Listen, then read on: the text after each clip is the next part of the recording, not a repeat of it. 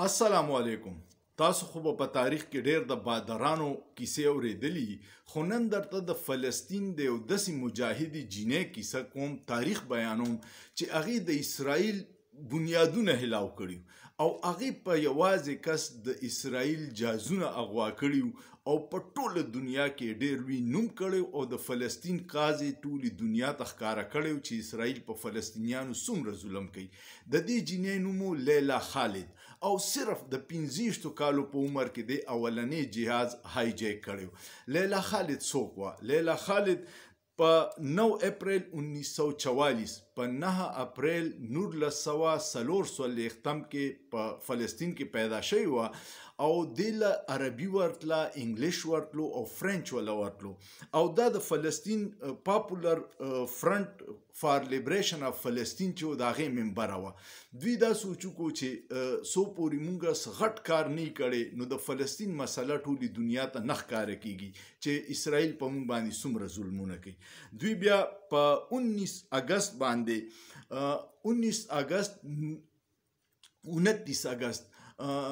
1996 کې د روم د ښار اټلی نه یو جاز کې ټیکټونه واغسته. دا دوه ملګري یو ورسره علي عیساوي و، یو ورسره د هغه نوم سلیم عیساوي، سلیم عیساوي او لیلا خالد. خو دوی په ایرپورټ باندې بالکل بیل په ویټینګ ایریا کې ناسو او پلانینګ یو چې جاز باغوا کو. دوی په هغې ورځو کې به سکینرې او دا دومره ټف سیکیورټي نه وه نو دوی لیلا خالد یو تماچه او 2 ګرنیټ ځان سره دننه کړه او سلیم عیساوي چې هغه یو ګرنیټ ځان سره دننه کو او دوی ځان له په فرست کلاس کې ټیکټونه اغوستي وو. لیلا خالد بیا په خپل کتاب کې وایي چې زه په ویټینګ روم کې ناست وم، سلیم عیساوي ما نه لرې ناست و. یو امریکن لبناني راغی چې 15 کاله پس وطن ته تلو، ما سره کېناست او خبرې شروع کړې چې په اول ځل ځمه. وایي زما زړه لرالی چې ورته ووایم چې په دې جاز کې مزه، خو بیا مې وی چې هسې نه منصوبه مو ناکامه شي او دته مې غږونه کو. دوی چې کله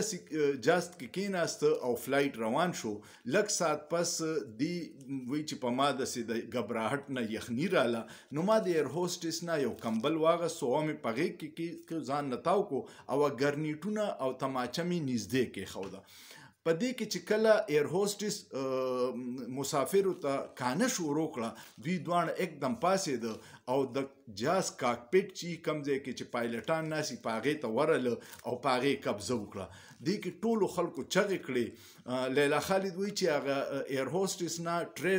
وغورځېده نو زما هم تماچه په دې پینټ کې لاندې پرېوته فرش ته، خو مونږ کنټرول وکړو. دوی بیا جاز پایلټ ته ووایي چې ته د اسرائیل ته لاړه شه.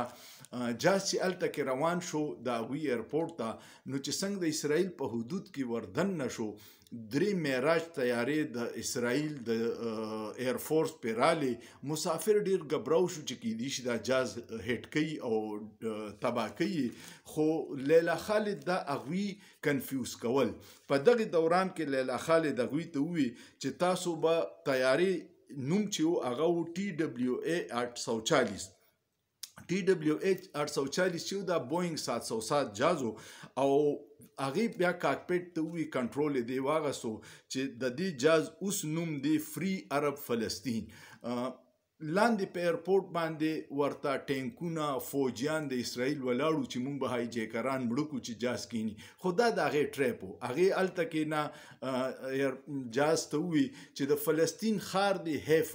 حیفا د دې ځای پیدای شو چې د دې به د پاسه تیر شه او دمشق ته لاړ شه. وی چې دا زه صرف په کوچرې مړه کېږم چې په اخري ځل خپل وطن خو وینم دای د پاسه تیره شم.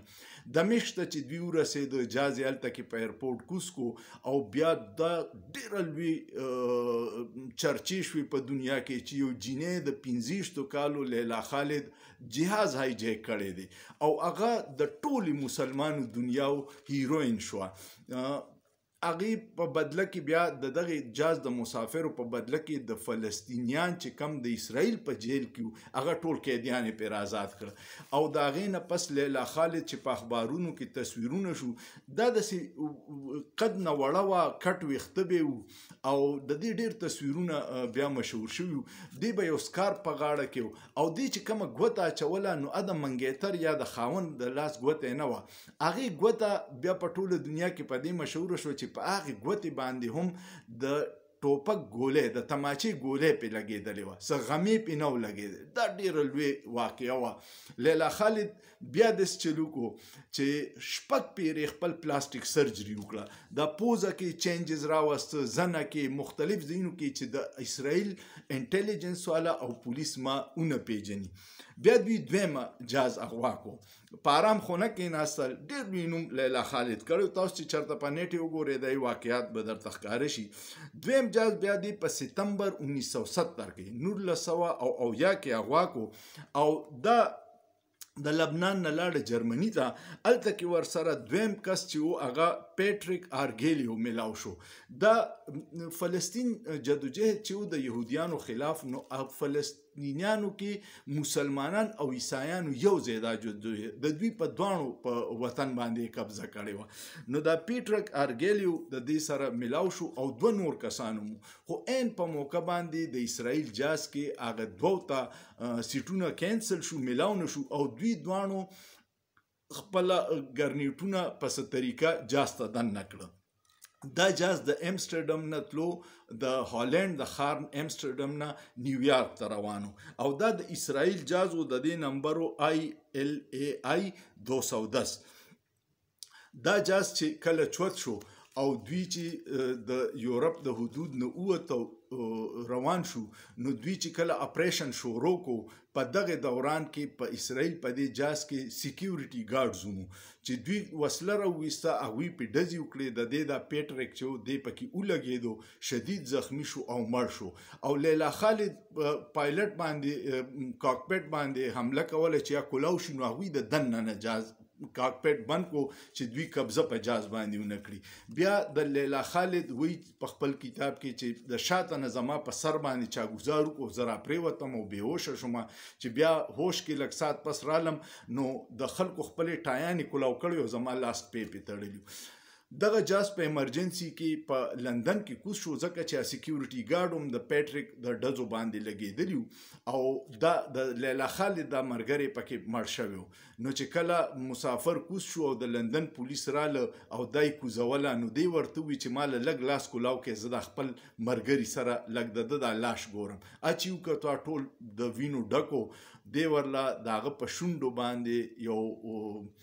خپل کو او په جړا شو ورته دا د لندن پولیس ونیوله ځکه چې جرم په لندن کې شوی او اسرائیل یې ورنکړه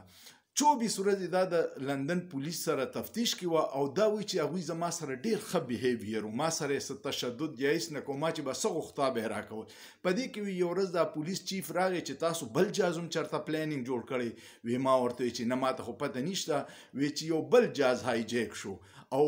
د هغوی مطالبه ده چې لیلا خالد را پرېږدی د فلسطین فرنٹ والا د لیلا خالد نورو ملګرو یو بل جاز چوت کو او صرف دا 24 ورځو جیل کې وه پای کې 114 مسافر وو هغه جاز یې قاهره ته یوړو مصر ته او بیا د هغې په بدله کې لیلا خالد صرف یوه لیلا خالد د 114 کسانو په بدله کې آزاده کړه لیلا خالد د